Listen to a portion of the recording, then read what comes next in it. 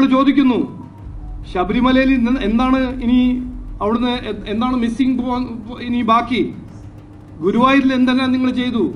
മറ്റേ എത്ര അമ്പലത്തിന് ഭൂമി, സ്വർണം, ശകലം പ്രതിബദ്ധതയുണ്ടെങ്കിൽ, ശകലം ആത്മാർത്ഥതയുണ്ടെങ്കിൽ, ശകലം ഉഴുപ്പുണ്ടെങ്കിൽ ഇതിൻ്റെ ഒരു ഉത്തരം കൊടുക്കൂ.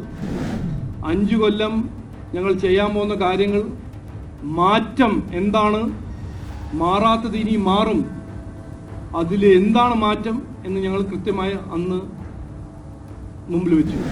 സാധാരണ ജനങ്ങളുടെ ആവശ്യങ്ങൾ പരിഹരിക്കുന്ന ഒരു ബഡ്ജറ്റാണ്. വീട്, കുടിവെള്ളം, തെരുവുനായ ശല്യം, ഇതെല്ലാം ഞങ്ങൾ കൊടുത്ത വാഗ്ദാനങ്ങളായിരുന്നു. നമസ്കാരം. നിയമസഭാ തെരഞ്ഞെടുപ്പ് അടുത്തിരിക്കുന്ന വേളയിൽ ശബരിമല സ്വർണ്ണക്കൊള്ളക്കേസ് തേഞ്ഞുമാഞ്ഞു പോകുമോ എന്നുള്ള ചോദ്യമാണ് ഉയർന്നു വരുന്നത്. അതേസമയം ശബരിമലയിൽ ഇനി ഒരു സ്വർണ്ണത്തരിയെങ്കിലും ഉണ്ടോ എന്നുള്ള ചോദ്യവും ഉയർന്നു വരുന്നു. ഈ ഒരു വിഷയത്തിൽ ഇപ്പോൾ മാധ്യമങ്ങളോട് പ്രതികരിക്കുകയാണ് BJPയുടെ സംസ്ഥാന അധ്യക്ഷനായ ശ്രീ രാജീവ് ചന്ദ്രശേഖർ. ഞങ്ങൾ ചോദിക്കുന്നു, ശബരിമലയിൽ എന്താണ് ഇനി അവിടുന്ന് എന്താണ് മിസ്സിംഗ് ഇനി ബാക്കി? ഗുരുവായൂരിൽ എന്തെല്ലാം നിങ്ങൾ ചെയ്തു? മറ്റേ എത്ര അമ്പലത്തിന് ഭൂമി, സ്വർണം പോയിട്ടുണ്ടോ? അപ്പോ ഈ ചോദ്യം സുപ്രീം കോടതി, രാജ്യത്തിന്റെ ഏറ്റവും പ്രധാനപ്പെട്ട ലീഗൽ ഇൻസ്റ്റിറ്റ്യൂഷൻ ചോദിക്കുന്നത് ആരോടാണ്? മുഖ്യമന്ത്രിയോടല്ലേ? പ്രതിപക്ഷ പാർട്ടി നേതാവിനോടല്ലേ? ഇവിടെ മാറി മാറി ഭരിച്ച കോൺഗ്രസും CPM-നോടല്ലേ? ശബരിമലയിൽ ഇനി സ്വർണം എന്തെങ്കിലും ബാക്കിയുണ്ടോ?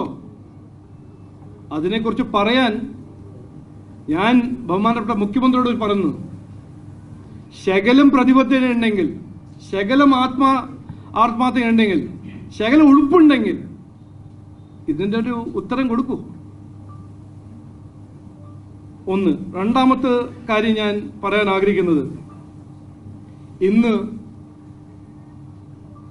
ഈ തദ്ദേശ തെരഞ്ഞെടുപ്പ് സമയത്തിൽ ഞങ്ങൾ കൊടുത്തൊരു വാഗ്ദാനം, അതിന് കിട്ടിയ ജനങ്ങളുടെ ഒരു പിന്തുണ വഴിയാണ് തിരുവനന്തപുരം കോർപ്പറേഷൻ ഇന്ന് ഒരു മാൻഡേറ്റ് NDAക്ക് കിട്ടിയിരിക്കുന്നത്.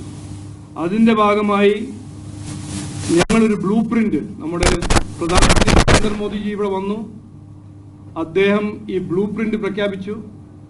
5 കൊല്ലം ഞങ്ങൾ ചെയ്യാൻ പോകുന്ന കാര്യങ്ങൾ, മാറ്റം എന്താണ്, മാറാത്തത് ഇനി മാറും, അതിൽ എന്താണ് മാറ്റം എന്ന് ഞങ്ങൾ കൃത്യമായി അന്ന് മുമ്പിൽ വെച്ചു.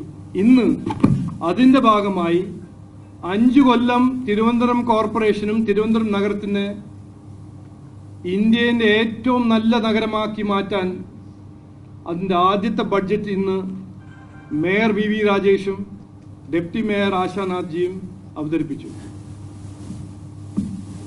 ഞാൻ ആ ബഡ്ജറ്റ് സെഷനിൽ ഇരുന്നു, അവർ പറഞ്ഞതെല്ലാം കേട്ടു. ആദ്യമായി പാർട്ടിന്റെ പേരിലും ഒരു തിരുവനന്തപുരം നിവാസി അതിന്റെ പേരിലും അവരുടെ പേരിലും ഞാൻ അവരെ രണ്ടുപേരും, VV രാജേഷും ഡെപ്യൂട്ടി മേയർ ആശാനാഥും, അവിടെ ഇരിക്കുന്ന 101 കൗൺസിൽ അംഗങ്ങൾക്ക് ഞാൻ ഇന്ന് അഭിനന്ദനങ്ങൾ പറയുന്നു, അവർക്ക് ആശംസകൾ കൊടുക്കുന്നു. ഈ വികസിത തിരുവനന്തപുരത്തിന്റെ കാഴ്ചപ്പാടിന്റെ ഭാഗമായി ഈ ആദ്യത്തെ ബഡ്ജറ്റ് ഏറെ നല്ലൊരു ബഡ്ജറ്റാണ്. സാധാരണ ജനങ്ങളുടെ ആവശ്യങ്ങൾ പരിഹരിക്കുന്ന ഒരു ബഡ്ജറ്റാണ്. വീട്, കുടിവെള്ളം, തെരുവുനായ ശല്യം, ഇതെല്ലാം ഞങ്ങൾ കൊടുത്ത വാഗ്ദാനങ്ങളായിരുന്നു. മുദ്രാവാക്യമല്ല, ഞങ്ങൾ പറഞ്ഞതെല്ലാം ചെയ്യുന്ന ഒരു പാർട്ടിയാണെന്ന് അത് കാണിച്ചു കൊടുക്കാൻ അതിന്റെ ഉറപ്പ്, തെളിവാണ് ഇന്നത്തെ ബഡ്ജറ്റ്. അപ്പോൾ ഞാൻ പാർട്ടിന്റെ പേരിലും ഇവിടുത്തെ എല്ലാ പ്രവർത്തകരുടെ പേരിലും തിരുവനന്തപുരം കോർപ്പറേഷന്റെ leadership, mayor VV Rajesh, deputy mayor Ashanath, അവരോടൊപ്പം എല്ലാ അംഗങ്ങളും ഞാൻ ഇന്ന് അഭിനന്ദനങ്ങൾ പറയുന്നു, അവരെ ആശംസിക്കുന്നു. ഇത് മാത്രമേ പറയാനുള്ളൂ.